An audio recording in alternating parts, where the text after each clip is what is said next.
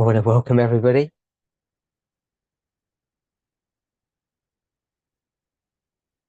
Apologize for the technical difficulties that we're having.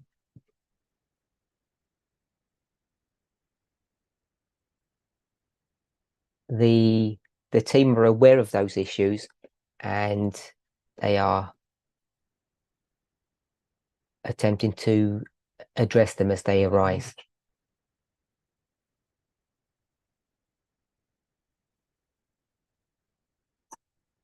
We had our opening prayer. It was before the special item.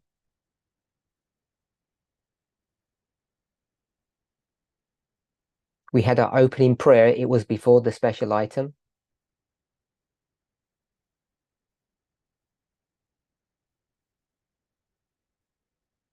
So we're ready to begin.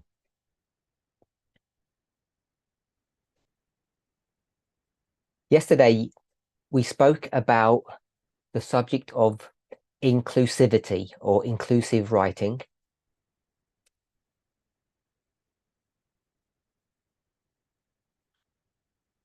And I said that it was related to the ongoing topic that I'd been discussing for a long time now.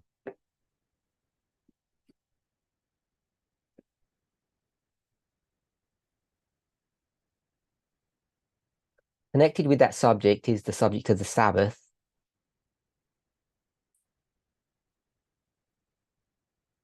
And I received a question.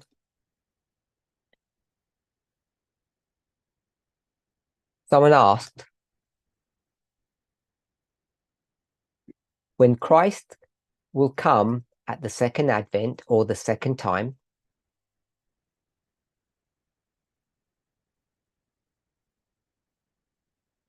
will the weekly Sabbath come to an end?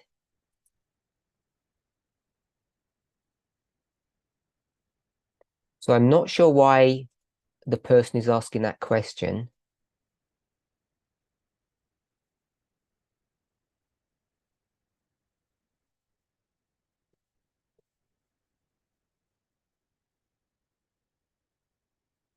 Either they are unaware of what inspiration teaches,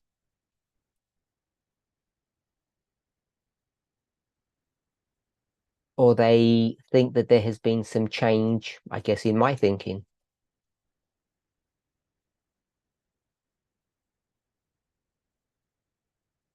So I want to quote from Desire of Ages. In English, it's page 283, paragraph 2.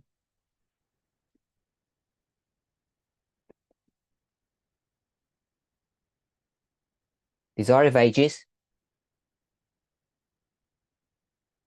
283.2.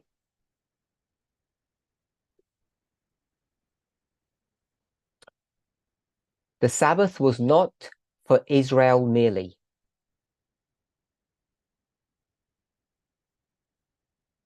It was for the whole world.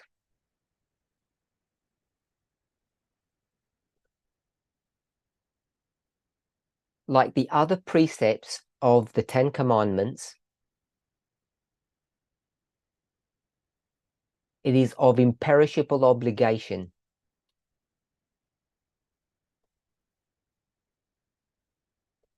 Of that law which the fourth commandment forms a part,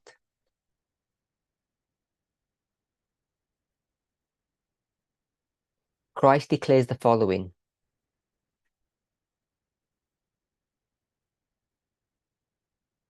And now she's going to quote Matthew 5:18.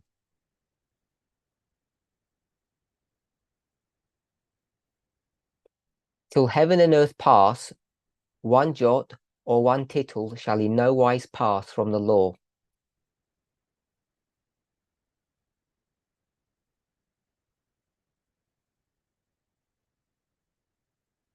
That basically means that there'll be no change in the law.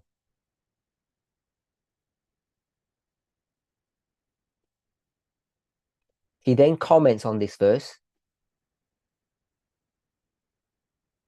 So long as the heavens and the earth endure,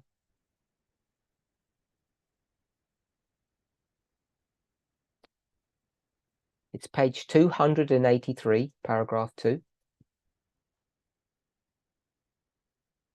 So long as the heavens and the earth endure,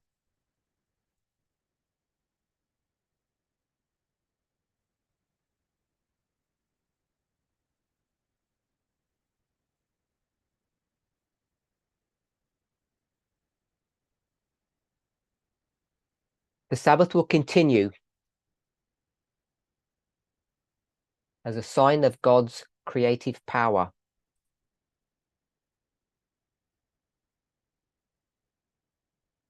And when Eden shall bloom again,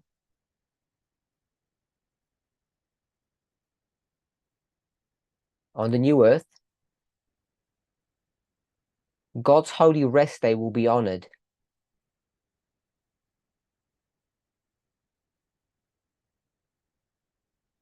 He then goes on to quote from Isaiah chapter 66, verse 23.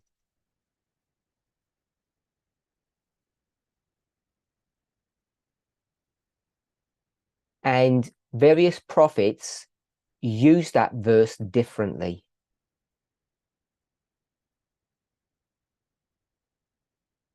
There are varying understandings of how to understand what chapter 66 from the book of Isaiah actually means.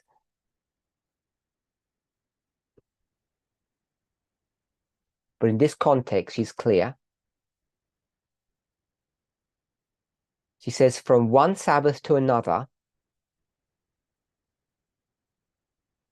then she uses her own words. The people of the glorified new earth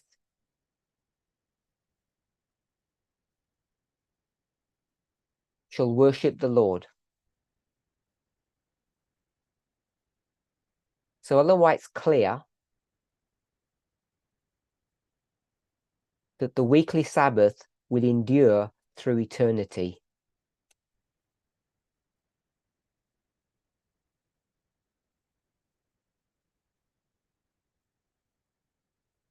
So I'm not sure why the questioner is asking that question.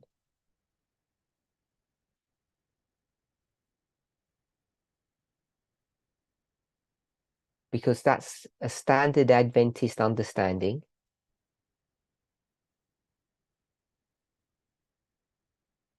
And I'm not aware of any change in thinking on that subject within the movement.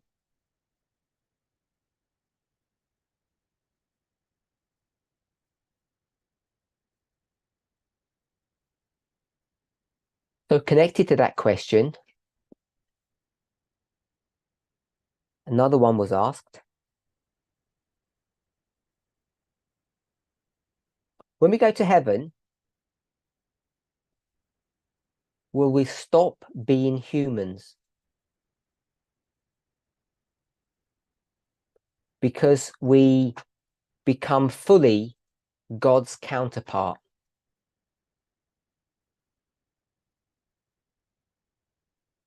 So I don't know how each of you view that question.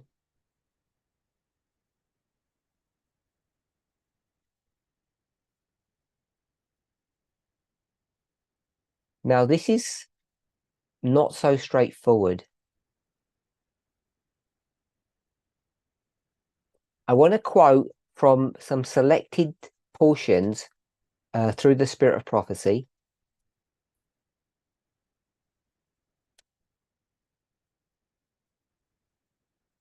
And there are many passages that you could find depending upon your search criteria.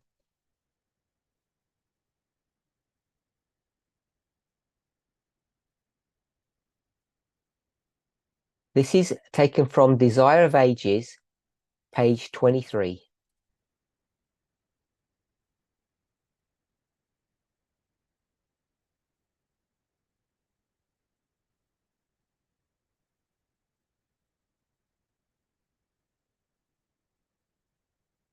Paragraph 1. Nearly 2,000 years ago, a mysterious voice was heard in heaven. The voice was heard coming from the throne of God.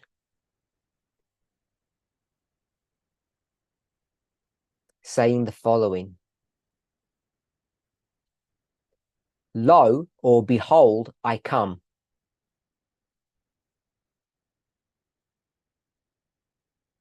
God, you do not require a sacrifice or an offering,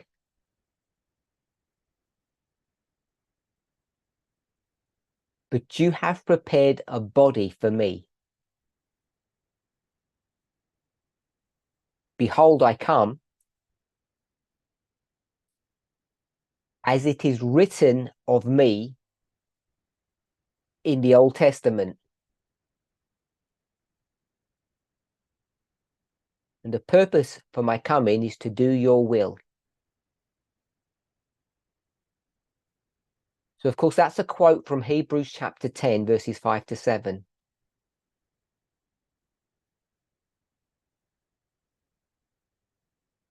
So these words are a fulfillment of a hidden purpose.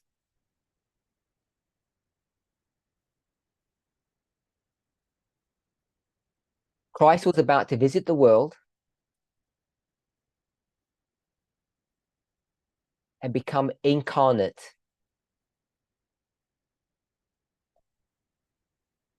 She then goes on to say that a body was prepared so that the glory which Jesus had in heaven would be hidden.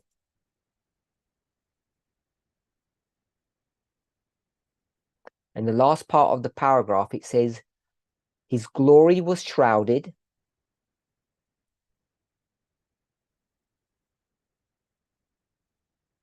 his divinity was veiled, and it was veiled with humanity. And this is the important bit. The invisible glory in the visible human form.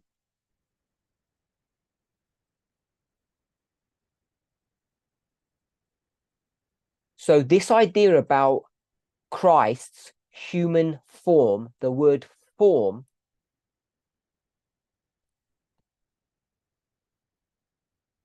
has troubled Christians for millennia.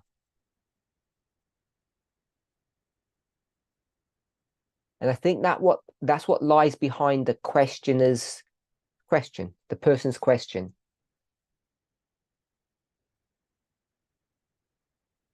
This age-old question: what does Christ's human form mean?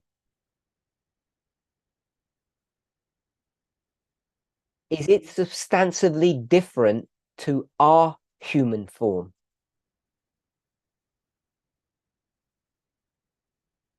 The reason why I ask this question, the reason why I chose to respond to this question openly,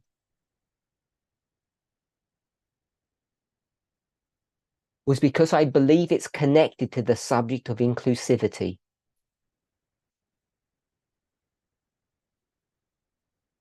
Okay, I'm going to read now from the book Evangelism,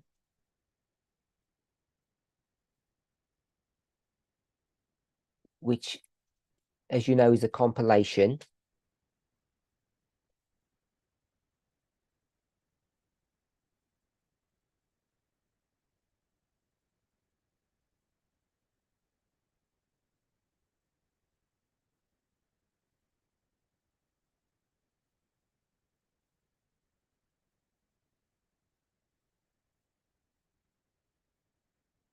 Give me one moment. So here, Ellen White develops this thought.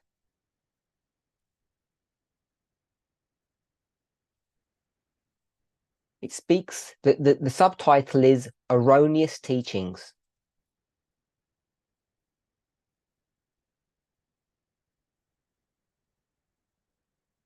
I'm going to cut into the verse, and I'm going to use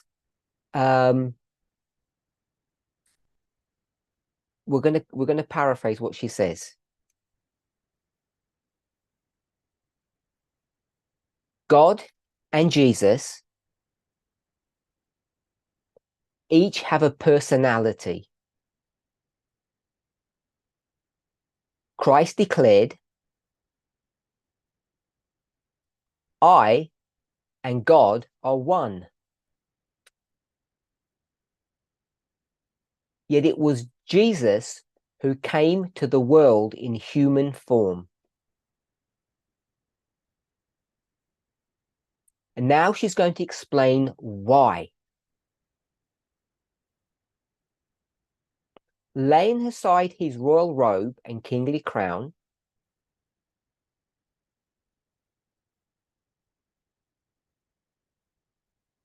I gave the reference, it's on the Zoom forum, it's Evangelism, page 613.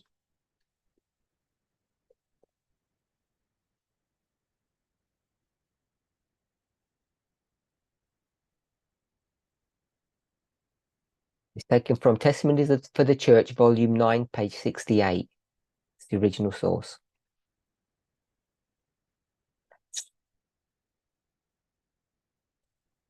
Laying aside his royal robe and kingly crown,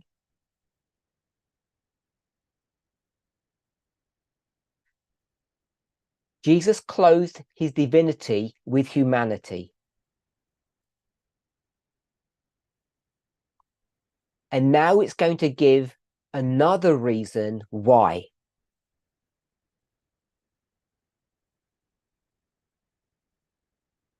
That humanity, you and I, through Christ's infinite sacrifice,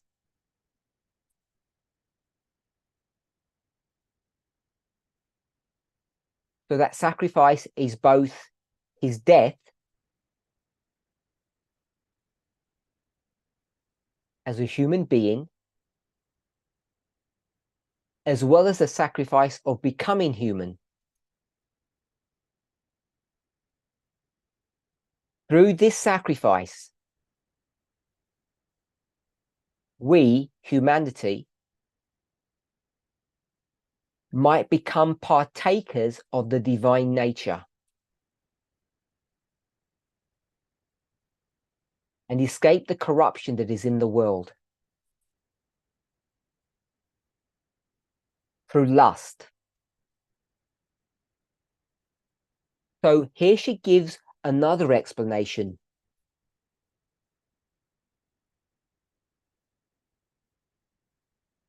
Not the first one that we read, that we might be destroyed by Christ's divinity. But now the reason given is that we might partake of divinity. And in order for that to happen, the Christ had to give an example that divinity had to be hidden in humanity.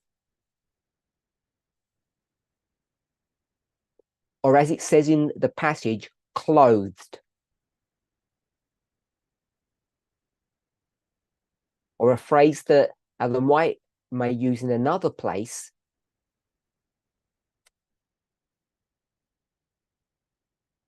the house in which we live. Now, A.T. Jones has developed this theology along with Wagner,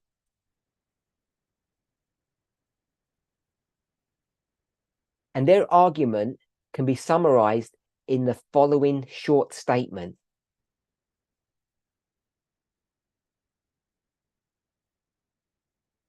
Not a question about the divinity.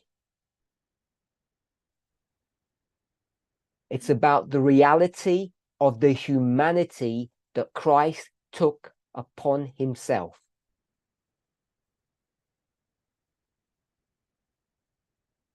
Whether it was real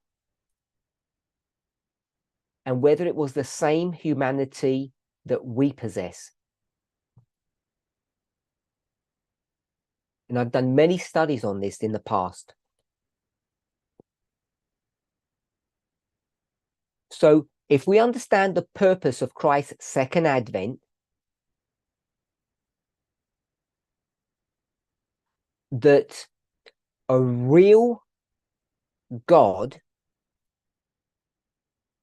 became a real person so that real people such as ourselves might also partake or have possession of the divine nature,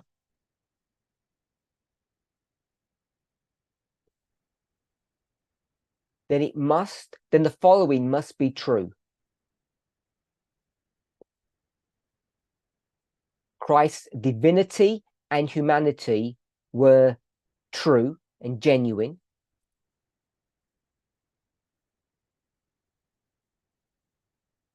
And therefore, our humanity and our divinity must also be of the same nature.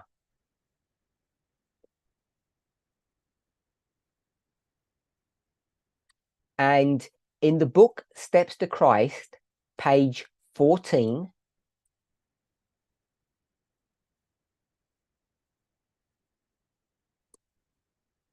I'm actually reading from the book Heaven, page 73, which is a devotional.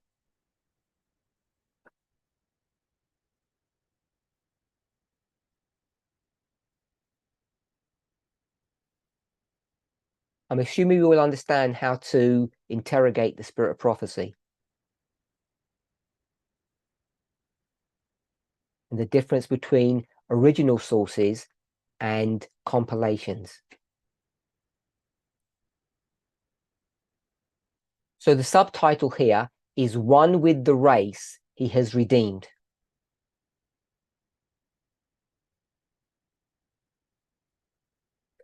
God loved the world, so much so that Jesus was given to us. Not only to live amongst us, not only to die for us, Christ was given to us. Christ was to identify himself with the interests and needs of humanity.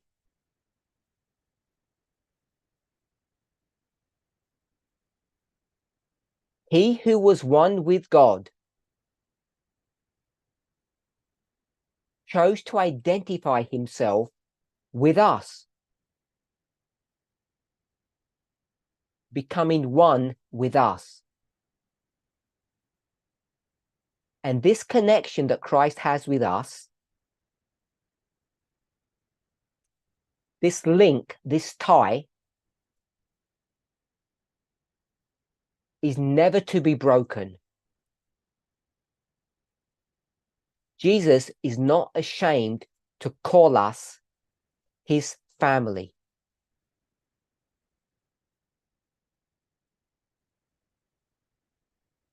Hebrews 2:11.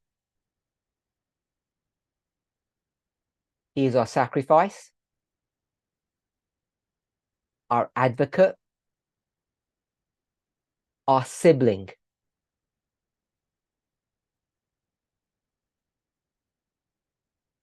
Sibling is a non-gender term for your brother or sister.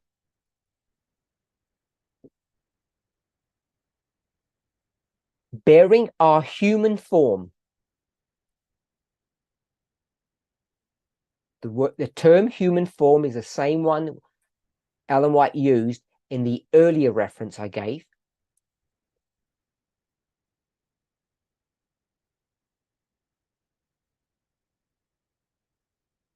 Jesus was a real God and a real human.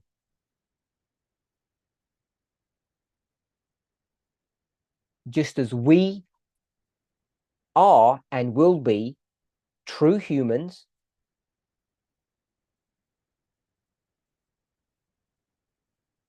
partakers of the divine nature.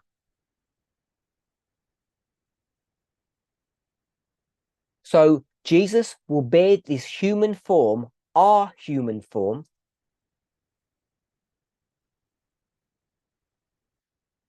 before God's throne. That is between the first and second advent.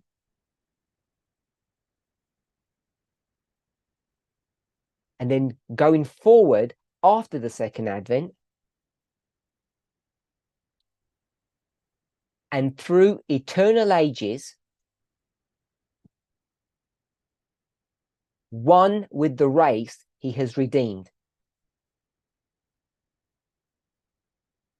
A child of humanity. And then she says the reason for all of this. And all this was done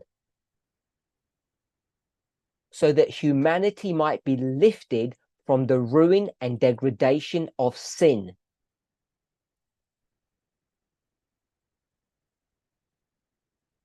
That humanity might reflect the love of God and share the joy of holiness.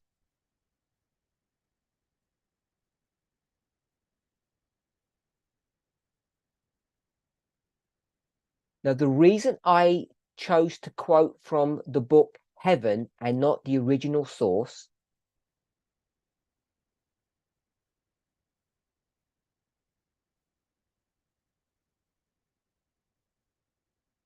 because what the editors have done is they have taken various statements from the Spirit of Prophecy and they've put them together in this chapter. And I don't think it's a coincidence that it's chapter 8.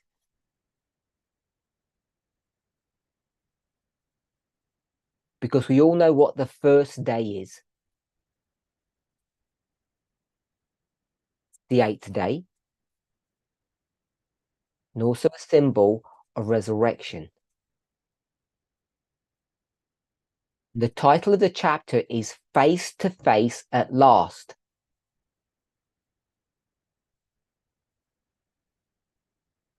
So the reason why I think this is an important question, because it deals with various aspects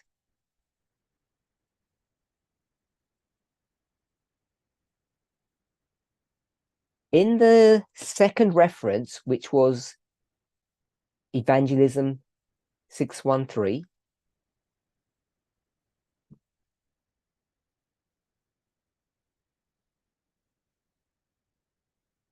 Ellen White used the phrase at the end of the passage,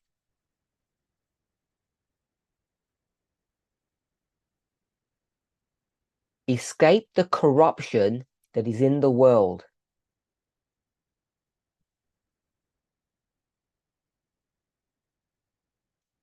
Give me one moment.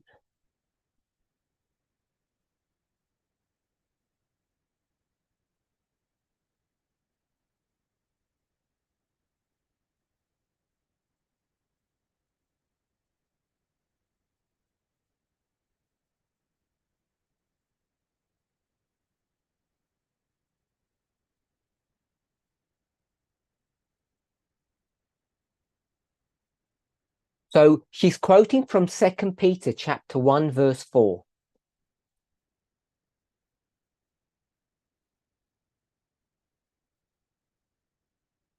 We have exceeding great and precious promises.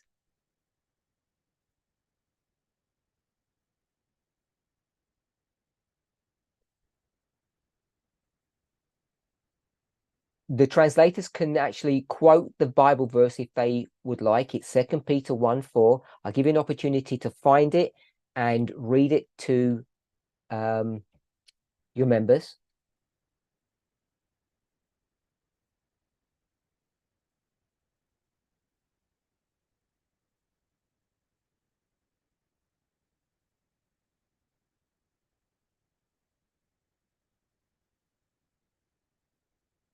It's through fulfilling these promises that we become partakers of divine nature.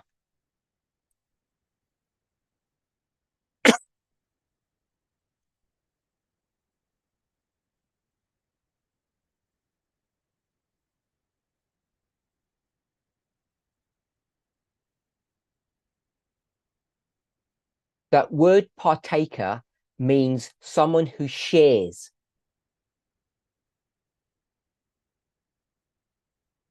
In the King James. So these promises allow us to share the divine nature that God possesses.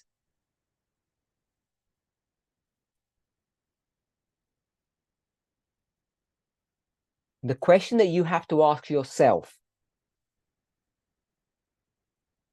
is if that is real divinity or a fake divinity.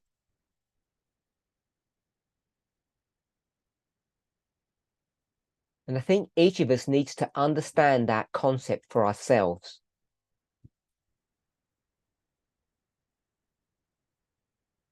Because once that is only part of the promise.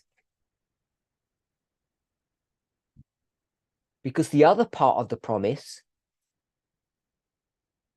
is that having partaken or shared in this divine nature, and each of us needs to be clear when that happens,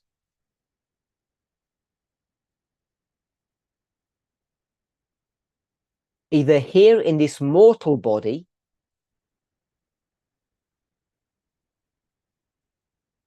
or in eternity in our immortal bodies. The second part of the verse says, having escaped the corruption.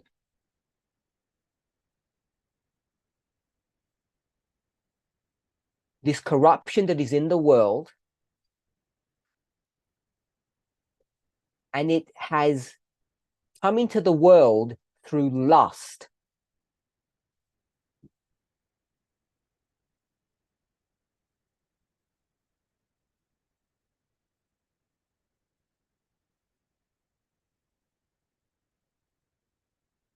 So that word lust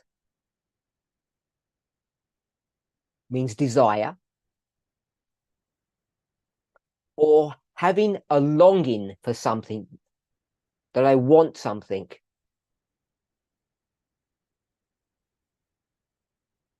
But it has a negative connotation to it.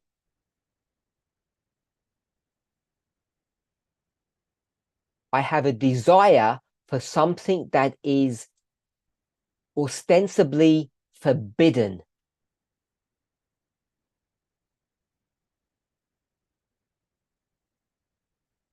And what is it forbidden by?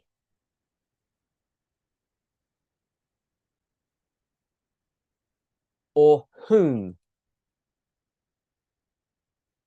Who or what forbids this forbidden desire, this lust?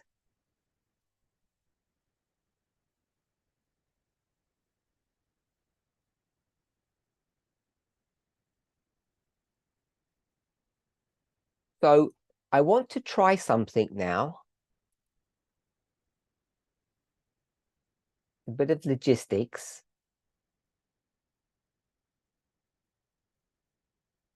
I want to ask somebody the answer to my question.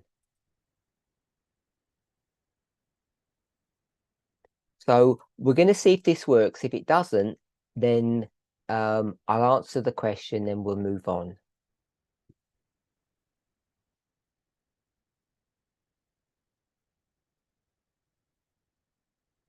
So I hope none of you mind me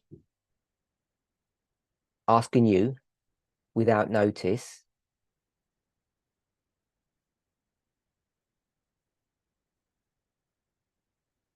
So if I could ask Magda to answer my question, and before she answers it, she can repeat what my question is.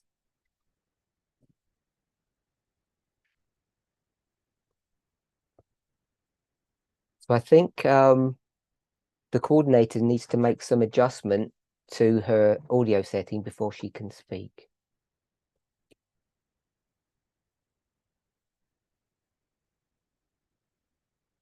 Yes. So Magda, if you can tell me what the question is and tell me what your answer is. Can you repeat the question? Sorry.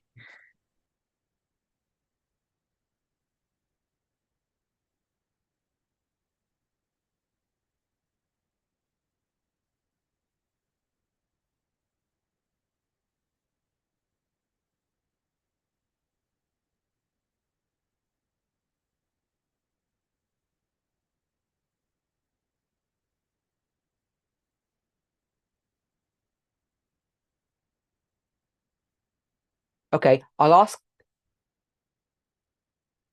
someone to repeat my question, then Magda can attempt to answer it.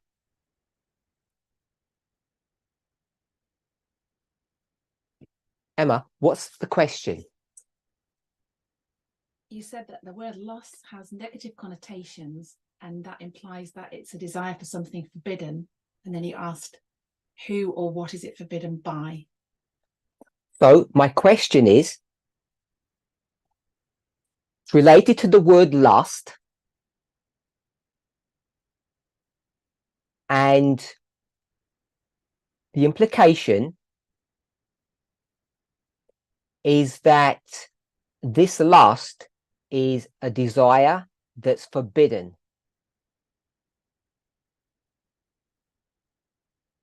My question is, who or what forbids this? How do we understand that? It's forbidden by God. So Magda says that it was forbidden by God. And I hope we all know that, yes, that's the right answer.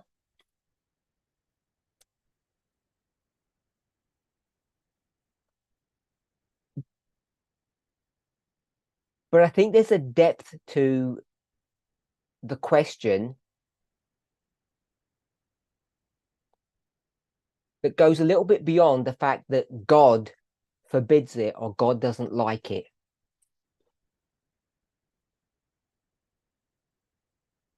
So there are these desires that are forbidden within us.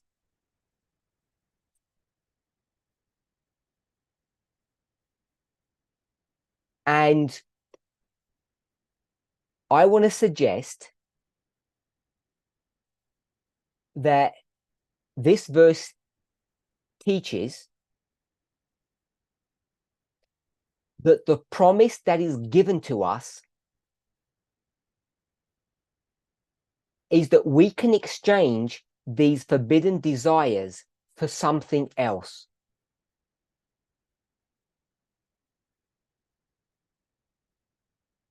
And we can exchange those forbidden desires with divinity.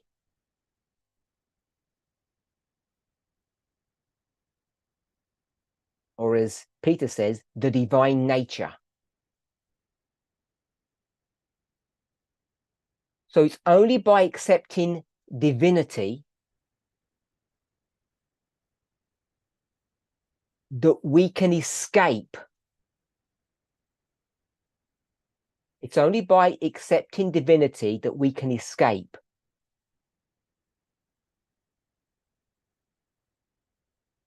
Now, it should escape the attention of none of us.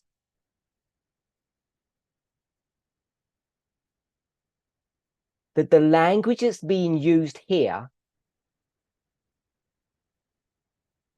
is either borrowed or it's the same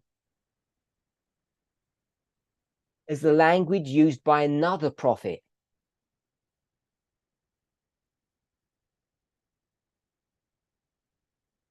Natalie, where else do we hear that term, escape?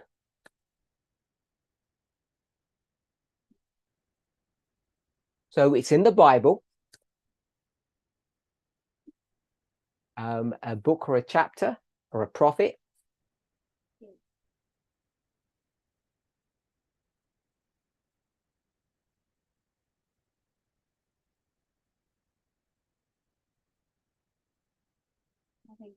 Okay, so I have a few people here and Natalie isn't sure.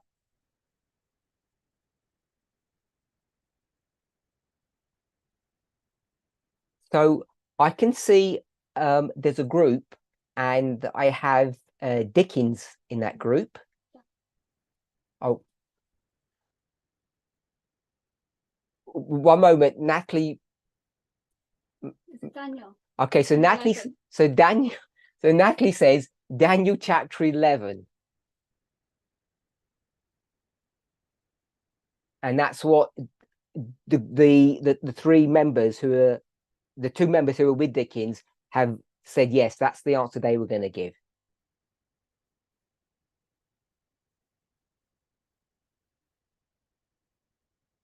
So as soon as you get to Daniel 11, we all know the verse.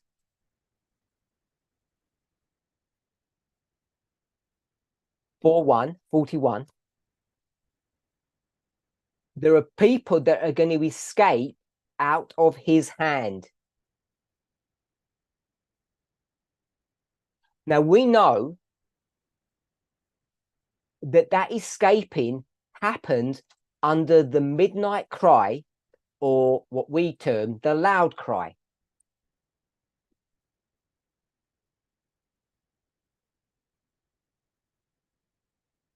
So what I want us to understand is that in the history of the loud cry or the midnight cry, depending on what term you want to use,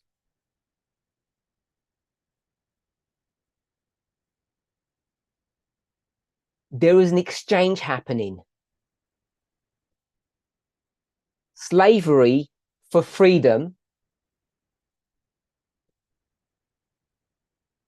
And because we know that, we know that there is also an exchange of freedom for slavery.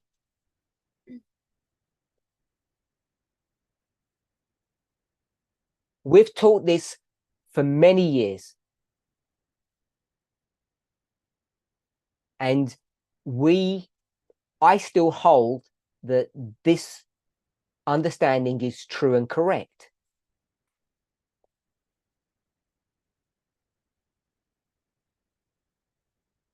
But what I want to point out is that Peter uses the same model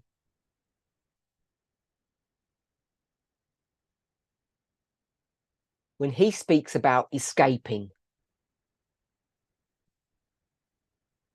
So now, this person in Peter, who is going to escape,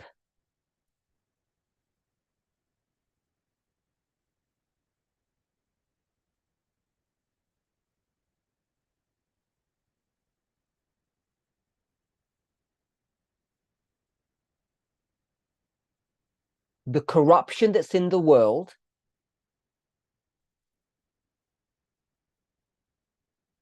the corruption that's within the person, and that corruption occurred through having forbidden desires.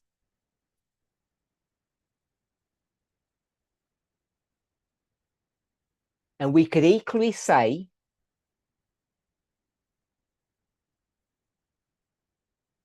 having escaped the corruption brought about by his hand.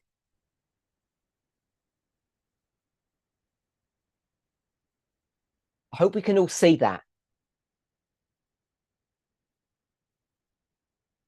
in 41, and we could all guessed it's 41 because we're in 2 Peter 1:4.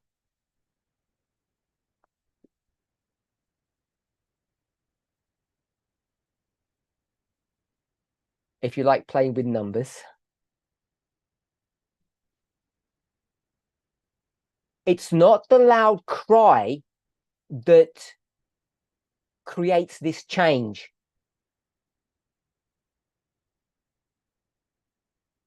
It's these great promises. And what's happening is an exchange from forbidden desires, which are within us and all around us in the world, in his hand, under his control, but the lusts are within us. They are forbidden desires. The desires are within us.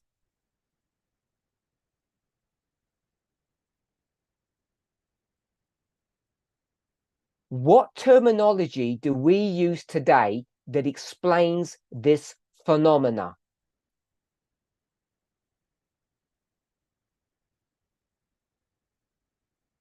Taken straight out of 4:1:1:4.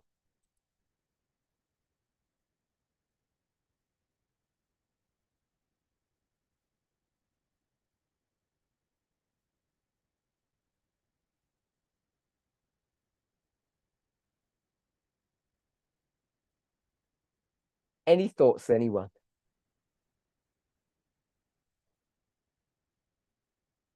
So to save time, I'll ask one of my fellow travelers who are with me.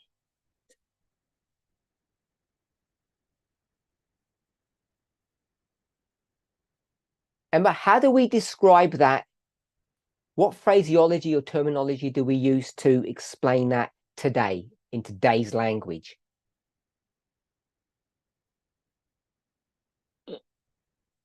The desire within us. Go ahead. Are you asking what language we use to explain that desire within us?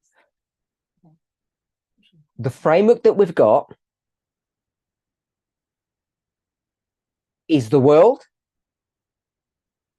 because it's his hand, and our desire, something that we possess. So it's us and the world.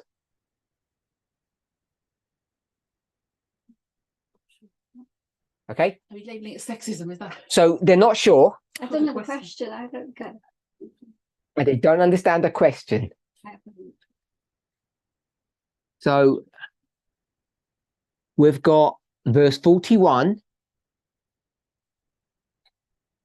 and chapter 1, verse 4.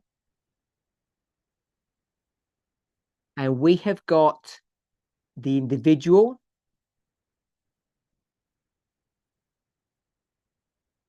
and we've got the world.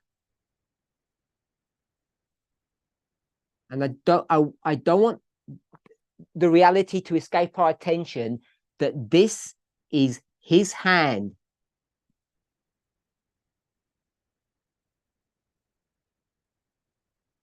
So I want to suggest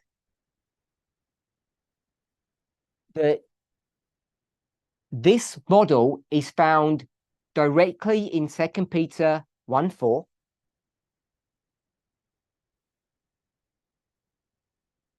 And the way we speak about it today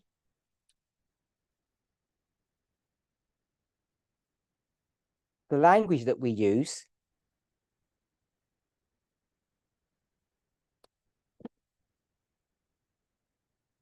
is the personal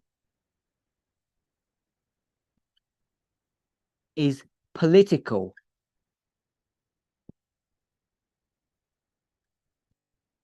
I hope we can see that. that there's an individual experience that is connected to what's happening in society, in the world. And I think that's important for us to understand. Because I've spoken about individuals in the movement,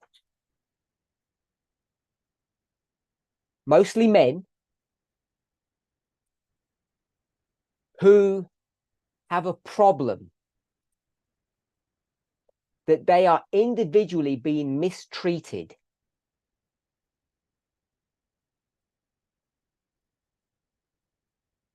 Marginalized or disenfranchised. And part of my response to that, not the part that tries to address their allegation,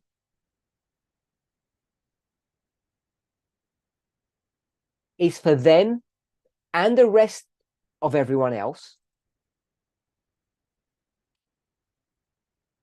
to understand that this is not a personal issue.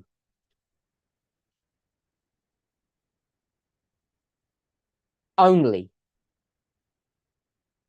It's a political issue. And I want us to remember, when we use the word political in this context,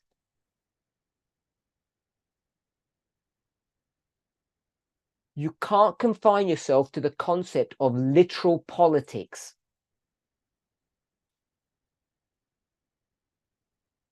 It has to have a wider context. And you may disagree. You have the liberty to. But in the past, I've also described this as a prophetic phenomena.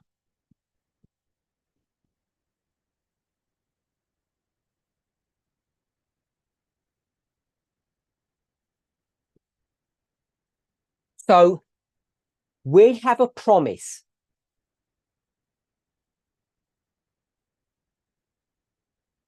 At the loud cry, there's an offer for an exchange to happen. Through a promise that was given by God. And I believe that was Matthew 5:18.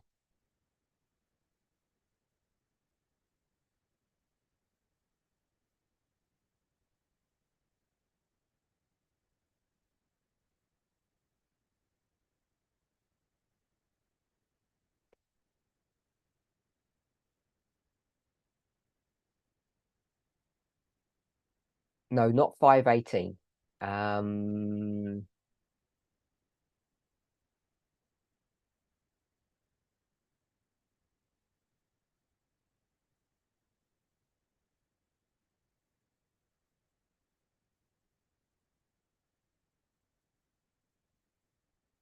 Hebrews 10 chapter 5, sorry, Hebrews 10:5.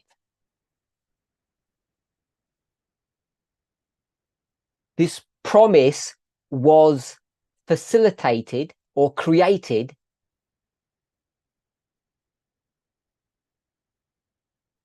because a body was prepared by God for Jesus.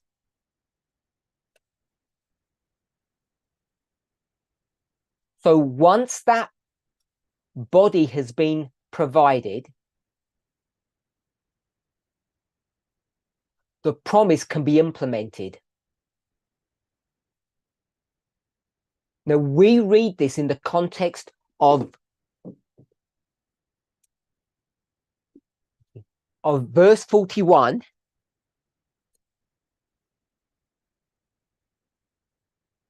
The midnight cry, the loud cry.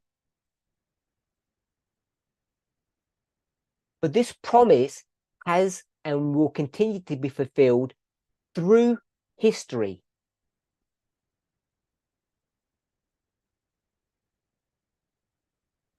and it was fulfilled before the body was given,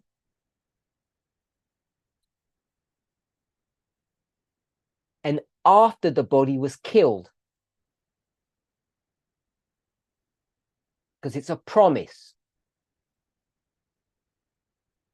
And there is an exchange that happens. The exchange is surrendering forbidden desires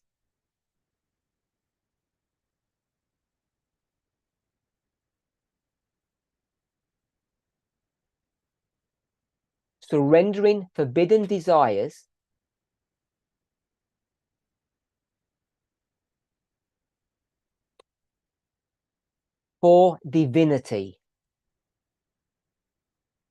And that is not merely a personal experience.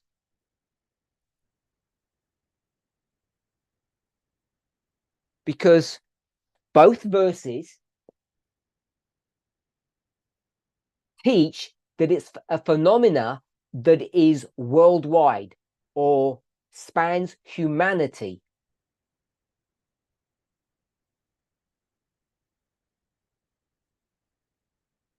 So it becomes vital for us to understand Christ's humanity and divinity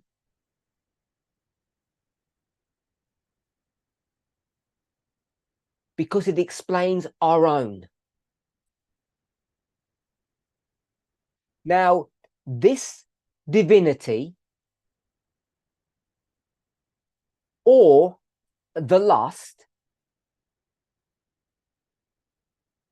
whichever paradigm you live in, whichever worldview you not only hold to, but that you experience,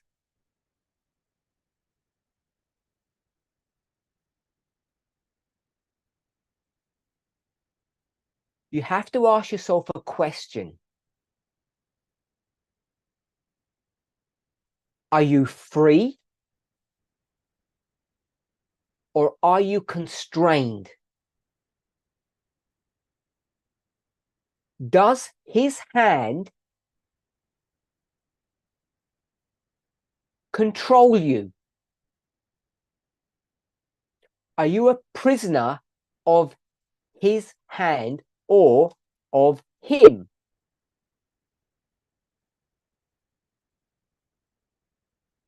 When we say him or his, it's verse 41 language.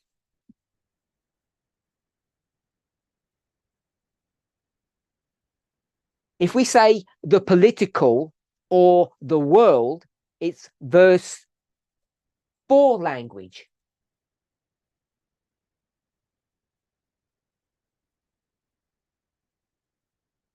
So I hope we can see that. So most of us think that we're free moral agents.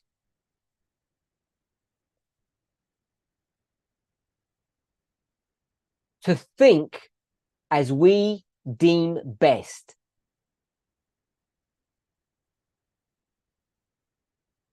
And when I say think,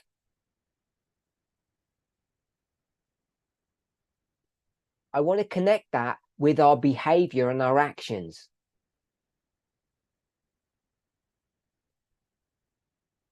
We spoke about these yesterday when we dealt with the subject of inclusivity.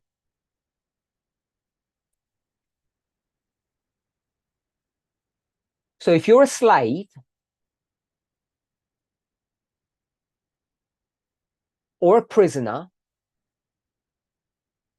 and both verses teach that you are, because it speaks about escaping.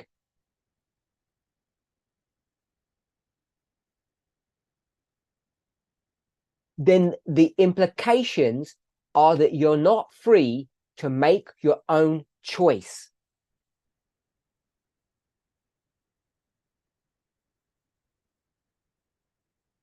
even though you may think that you are. I haven't watched the movie, but it sounds to me like the Matrix.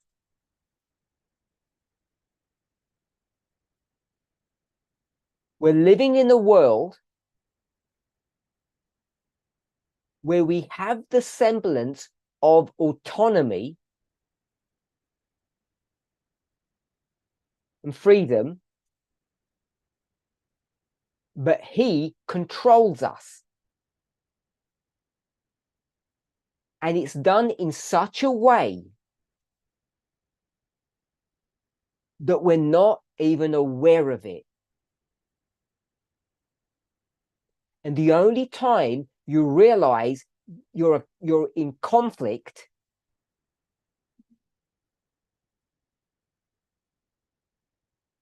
excuse my ignorance, that happens when you take one of the tablets. I don't know if it's the red one or the blue one. You can tell me.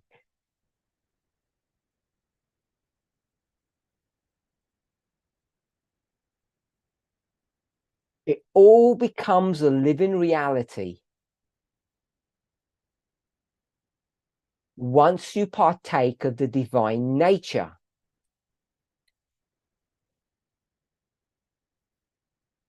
And I think it's important for us to see that.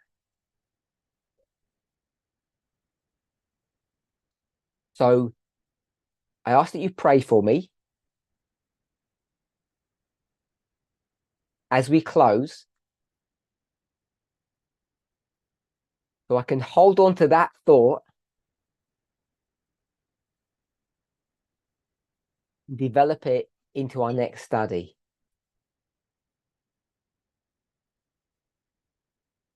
Let's close with prayer.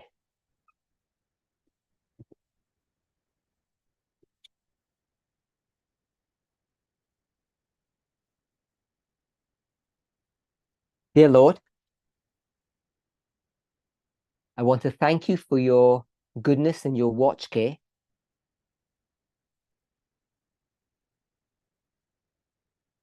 Sometimes we ask questions, the answer to which we don't truly understand the implications of.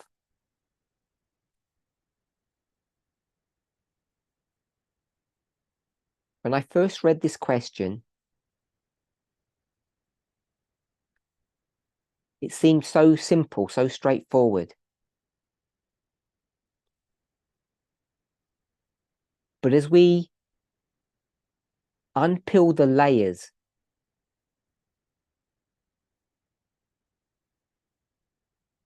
and look at some of the depths,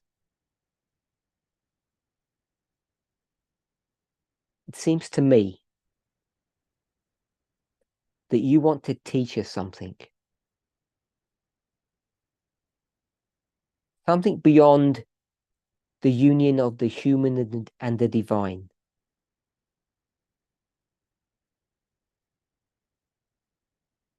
Something about our present experience. However much we understand or don't understand,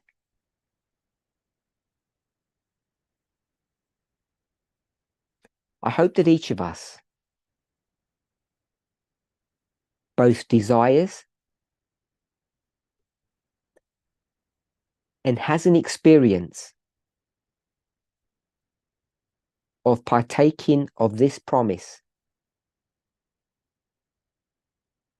to exchange our lusts for divinity through your strength. Amen.